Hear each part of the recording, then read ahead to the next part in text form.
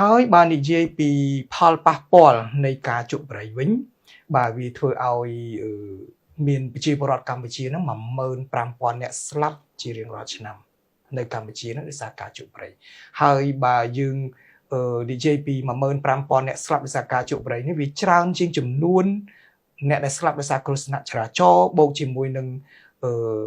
ជំងឺអេដបូកជាមួយនឹងជំងឺឆ្លងណាមួយហ្នឹង3ហ្នឹងបូកចូលគ្នាក៏នៅតែតិចជាងអ្នកចំនួនដែលស្លាប់ដោយសារការជក់ប្រៃដែរប៉ុន្តែដោយសារថាការស្លាប់ដោយសារការជក់ប្រៃនេះមិនបង្ហាញឲ្យ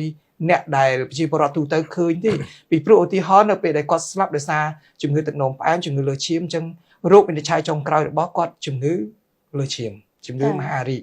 មិនបានដឹងថាមូលហេតុម្ដងមួយការជក់ប្រៃទេដែលខុសពីឧទាហរណ៍ថាកើតស្លាប់ដោយសារអេដទោះបីជំងឺចុងក្រោយគាត់ស្លាប់ដោយសារជំងឺឱកាសនិយមណាមួយក៏រោគវិនិច្ឆ័យនៃជំងឺអេដអញ្ចឹងធ្វើឲ្យអ្នកដទៃទៀតគាត់ដឹងអញ្ចឹងហើយបានជាគេហៅថាថ្នាំជក់នេះជាឃាតករលាក់មុខវាធ្វើឲ្យស្លាប់ប៉ុន្តែមិនធ្វើឲ្យអ្នកដទៃគាត់ដឹងទេ